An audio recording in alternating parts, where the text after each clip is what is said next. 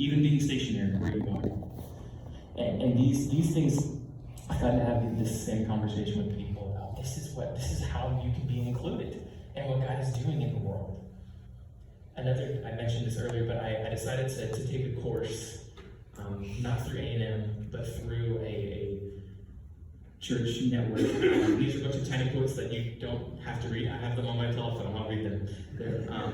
But I wanted to say them out loud because these have struck me and moved my heart more for the world. These have been quotes from people who have come to lecture in this course from like Dallas and Memphis, Tennessee, and North Carolina, and kind of in even South Korea. And I'll just go and maybe explain them where explanation is needed. John Piper says that missions exist because worship does not exist everywhere. That some people do not worship God because they do not know Him, and missions are how are we going to get people to find out about Jesus and be able to worship Him appropriately. The glory of God is the fuel of missions. The Christian life is not a democracy; it is a monarchy with a king who calls the shots. Amen. If you knew God's heart and purposes, would you want them? Is the church a stained glass barrier? Why am I living this way? What drives me? How much glory do you want to give Him? Walking in obedience is worshiping, and lost people cannot know or worship God. When you make God's priorities your priorities, you get results. Every church that has Jesus as King has the same goal. God, if you speak, I will obey. The church that reaches the farthest shines the brightest. Let the law of love eclipse your rights. Failure to be involved is disobedience. Am I a yearbook Christian, only looking for myself in the book? Oh. God is Ouch. looking for people who can survive the blessings. And God, do whatever you want to with my life. And so this course is not just a bunch of bushy-tailed college students, but also I have a local pastor sits at my table when we discuss stuff in this class. I have a retired construction contractor and an elementary school teacher who sit at my table, as well as some other college students who sit at my table, and we hear these lectures, and we go home and we read articles written by people like, this week it's like William Carey and Hudson Taylor and a lot of bigger names in the world Christian movement. And these are some things that struck me, and I wanted to share them out loud and see what the Lord would just do in your heart in response. But furthermore, I frame my experience that I'm going to share with you now by talking about that tool of God's heart for the world. What is God's heart? What is He doing? What does He want? What is He willing to do in the world? And I am at Texas A&M. I've been involved with Campus Crusade for Christ, which is abbreviated now as CREW, but I got to lead a team of 13 people this past summer, co-lead, I'd never been there before, but to South Asia for 5 weeks, where we got to go onto college campuses and meet students from another culture that God values and treasures, which is so different than American culture, or Texan culture, my background culture. And in that, I wanted to share some things about how did God change me, but also how has this brought me to the point where I am now. And this first picture is a little silly, but it's really good to help understand where I'm going, which is I love breakfast food, first of all. I plan shortly to go to the Blue Bonnet Cafe and eat some breakfast food. This question is, do missions work like pancakes, or do missions work like waffles? And both of them are delicious. But the point of the pancakes idea is if you have a stack of pancakes and you pour syrup on them, the syrup will spread over the entire pancake and dribble off the sides as pictured above. And if you begin to pour syrup onto a waffle, the little squares and compartments must fill first before the whole thing will be covered and run over the sides.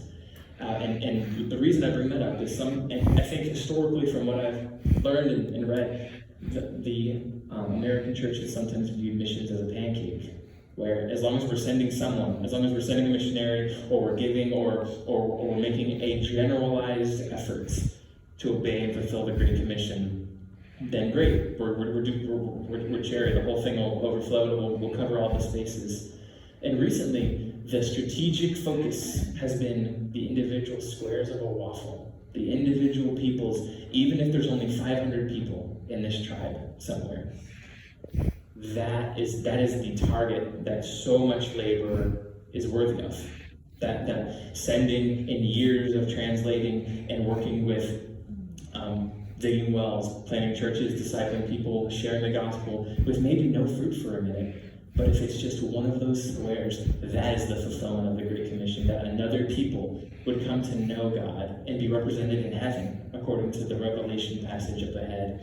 And it really just hones the focus of missions as let's go to Africa versus let's go to a tribe in Ghana somewhere, and with a deliberate focus. And so, the reason I say that is in South Asia, they have some shops and they have these little casts of the gods that they worship. It's a polytheistic society, mainly based off of Hinduism, which allows for the existence of 330 million different gods. And I could talk a long time about that, but that's where I'm getting to go, and in that region of the world. And why this land, South Asia contains 40% of the red that I showed earlier in that graph. Almost half of the red lives in the Southern Asian region, and it's populous, it's dense, and it is a very strategic place to go to enable South Asian believers to share with their neighbors, where it's easier. Maybe the language barrier isn't there, or there are more cultural similarities than a Western college student like myself going to share. And similarly, there's such a need in South Asia. There are 7 full-time missionaries for every 1 million people, and not evenly distributed either. It is like a harvest field where there's like 2 guys working, and the whole thing's got to be covered, and it's going to take a long time. And a good illustration is like one person trying to fight a fire with 100 firefighters asleep. And that one person could keep trying on their own, or go wake everyone else up and say, hey, come, let's tackle this task more efficiently.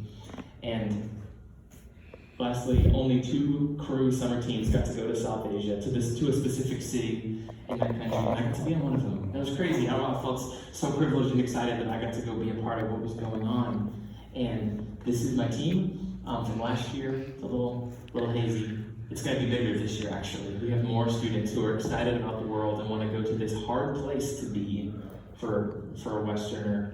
And I get to help play a role in that again. This next picture is kind of in the middle, up where it looks like there's like kind of some tan buildings and a water tower a little bit on the side, is one of the top universities in the region where we got to go last year. And I got to step on that campus and start conversations with students, eventually leading them, hey, can we go to Subway? Can we go to McDonald's? Can we go to a somewhere where it was kind of more natural to have a closed conversation, and have that same conversation of, what's your spiritual background? Tell me, but with some more hoops coming from a different culture. And that is, again, one of the schools, the model is, I, as a college student, leading college students, can go where there are college students from all other ethnicities and cultures and religions and political parties and all sorts of things, but with that one thing in common of being a student. And these 2 pictures are walking through the streets of this city. It is an electrical engineer's worst nightmare, with a lot of exposed wires, and the sky is not cloudy, actually. It is just flat gray because of the climate and pollution in that country, honestly, and the traffic and the rubble. And it's where they are. It's where the expensive, hard to get to peoples are that are going to be represented in heaven. And we got to go and do this past year, and I got to be exposed to so much need, but also glory that I had never seen before in Texas. And this is